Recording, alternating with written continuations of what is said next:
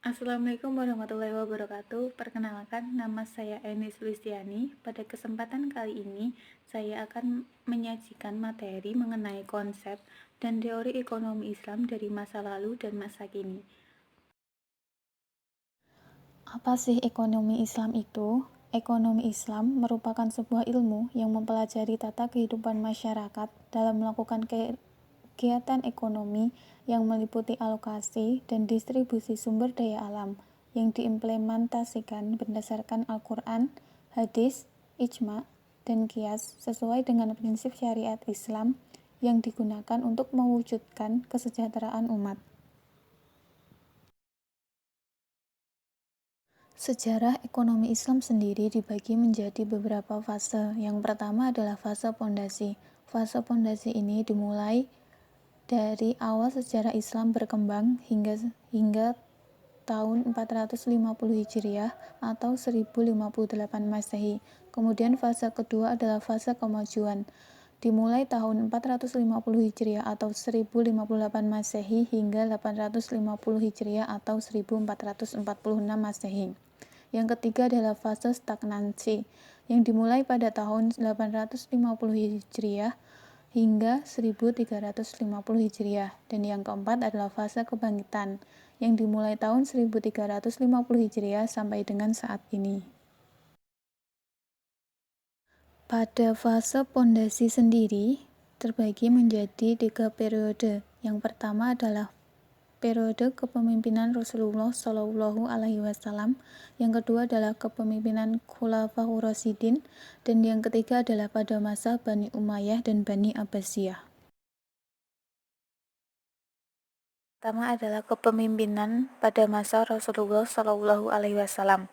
Pada masa kepemimpinan Rasulullah Shallallahu Alaihi Wasallam dalam bidang aspek ekonomi, Rasulullah Shallallahu Alaihi Wasallam telah membangun sejumlah institusi pasar di Madinah. Kemudian Rasulullah Shallallahu Alaihi Wasallam juga membangun Baitul Mal sebagai pusat perbendaharaan negara. Pada masa ini terdapat juga kewajiban pelaksanaan zakat, infak, dan sedekah juga terus didorong oleh Rasulullah Shallallahu Alaihi Wasallam.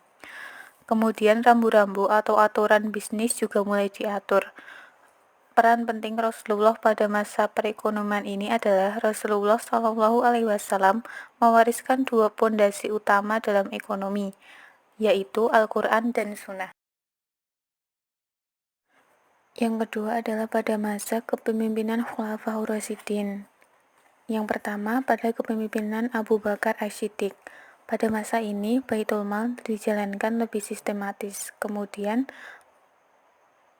kebijakan ekonomi pada masa Abu Bakar As-Siddiq adalah menerapkan zakat progresif, di mana zakat progresif ini adalah kewajiban rakyat untuk mengeluarkan zakat infak sebesar 2,5% dari hasil kekayaan dari perdagangan, pertanian, ataupun peternakan.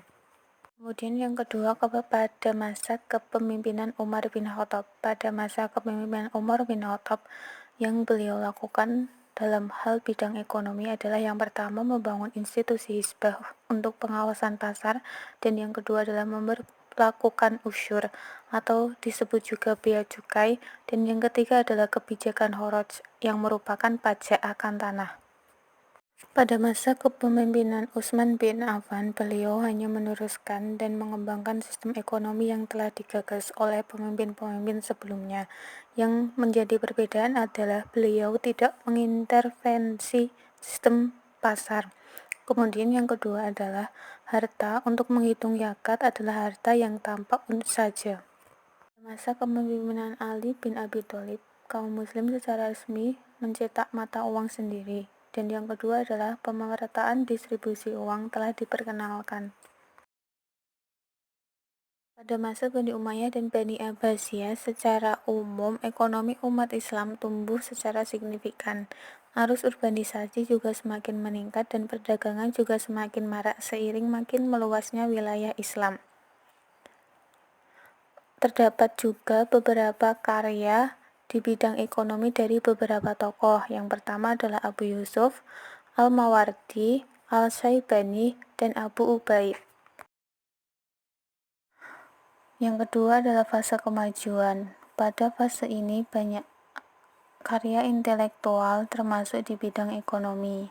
Yang pertama adalah Al-Ghazali. Al-Ghazali banyak berbicara tentang etika dalam berekonomi. Kemudian beliau juga bicara tentang fungsi uang dan bagaimana memperlakukan uang. Contohnya larangan penimbunan uang dan riba atas uang. Kemudian pemikiran selanjutnya Al-Ghazali adalah pembagian dururiyah, hajiyah, dan tasiniyah. Kemudian tokoh yang kedua adalah Ja'far al-Dimishqi.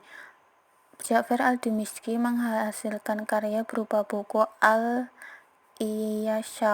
fi Mahasin al-Tijarah. Buku ini menceritakan tentang perdagangan. Yang kedua adalah beliau melahirkan pemikiran tentang hukum permintaan dan penawaran dan juga faktor-faktor pembentuk harga pasar. Yang ketiga adalah Ibnu Taimiyah. Ibnu Taimiyah membahas tentang hizbah yang isinya pembahasan mendalam dalam aspek teori. Kemudian tokoh yang keempat adalah Ibnu Khaldun. Pemikiran-pemikiran beliau adalah yang pertama tentang perdagangan internasional, yang kedua adalah pemikiran tentang hubungan populasi dan juga produksi, dan yang ketiga adalah menekankan pada sistem ekonomi yang bebas tanpa intervensi dari negara. Kemudian yang keenam adalah Syamsuddin al-Syarahsi.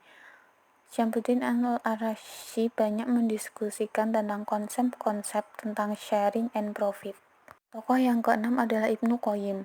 Ibnu Qayyim mengenalkan dua fungsi uang, yaitu sebagai alat tukar dan sebagai pengukur nilai. Yang ketiga adalah fase stagnansi. Fase stagnansi ini merupakan sebuah fase di mana tidak ditemukannya pemikiran ekonomi Islam yang secara signifikan.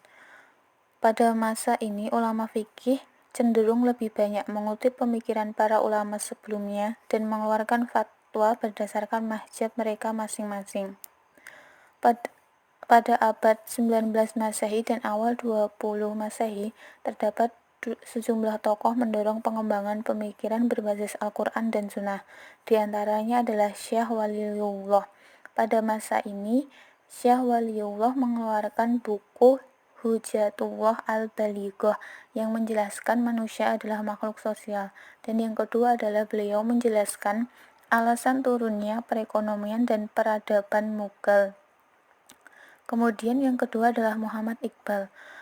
Muhammad Iqbal menyampaikan kritiknya terhadap sistem ekonomi kapitalis dan juga sosialis. Muhammad Iqbal juga menyampaikan keadilan sosial merupakan tugas utama negara dan zakat merupakan instrumen pentingnya. Yang keempat adalah fase kebangkitan. Pada periode ini, institusi ekonomi modern menjadi sorotan terkait kepatuhan terhadap nilai Islam. Sistem ekonomi Islam juga menjadi isu utama yang dikembangkan dalam periode ini. Tokoh-tokoh dalam fase kebangkitan ini contohnya adalah Bagir al-Sadar.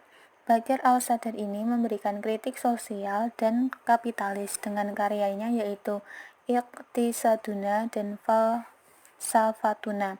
Kemudian yang kedua adalah ekonomi Islam yang tak terpisah dari sistem Islam itu sendiri. Dan yang ketiga adalah teori tanggung jawab negara. Tokoh yang kedua adalah Umar Saptra. Umar Saptra ini melahirkan konsep baldatun, tayyibatun, dan falah. Kemudian pada Umar Saptra juga melahirkan sistem kebijakan moneter dan juga perbankan syariah. Kemudian sejarah ekonomi Islam di bumi. Di Indonesia sendiri, perkembangan ekonomi Islam sejatinya memiliki akar yang kuat pada masa kerajaan-kerajaan Islam di Nusantara. Penggunaan dinar dan dirham merupakan contoh nyata ekonomi Islam di Indonesia. Kerajaan Aceh Darussalam membuat mata uang sendiri yang ditulis dengan huruf Arab. Pada masa kepemimpinan Sultan Alauddin Riayat Syekh Al-Qohar. Kemudian pada masa ini juga adanya praktik pajak perdagangan pada masa kerajaan Islam Nusantara yang juga menerapkan pembedaan cukai antara muslim dan juga non-muslim. Kemudian pada abad 17, sejauh yang bisa ditelusuri terdapat dua tokoh ekonomi. Yang pertama adalah Nuruddin Ar-Raniri dan Syekh Abdul Rauf Al-Sinki. Ar-Raniri ini menulis buku Bustan Salatin. Dan yang kedua adalah Syekh Abdul Rauf Sinkili yang menulis buku dengan judul Mirat Al-Tulab. Di dalam pengembangan ekonomi Islam di Indonesia, ternyata para pemikiran atau cendekiawan Muslim dari Indonesia juga telah memberikan kontribusinya. Tetapi pemikiran ekonomi Islam tidak cukup dikenal oleh para cendekiawan Muslim dunia, karena karya yang mereka tulis tidak diterjemahkan dalam bahasa dunia, misalnya Inggris atau Arab. Pada awal abad 20 juga dijumpai sejumlah pemikiran ekonomi dari tokoh intelektual Muslim Indonesia. Misalnya H.O.S. Cokro Aminoto yang menulis buku yang berjudul Islam dan Sosialisme pada tahun 1942. Selain itu, terdapat sejumlah tokoh lainnya seperti H.M. Rashidi yang menulis buku tentang Islam dan Sosialisme, Syafruddin Pawiranegara yang menulis apa yang dimaksud dengan sistem ekonomi Islam, dan tokoh-tokoh lainnya. Kemudian pada kuartal keempat abad 20, muncullah Baitul Mal wa Tanwil pada Indonesia yang merupakan lembaga keuangan mikro syariah. Kemudian pada tahun 1992 juga muncul bank syariah pertama di Indonesia, yaitu Bank Muamalat. Semenjak itu pemikiran ekonomi Islam terus berkembang, terutama pasca krisis moneter 1998, di mana sistem keuangan Islam dinilai lebih bertahan terhadap krisis. Saat ini banyak tokoh ekonomi Islam yang bermunculan diiringi dengan mulai banyaknya perguruan tinggi yang mengajarkan ekonomi Islam.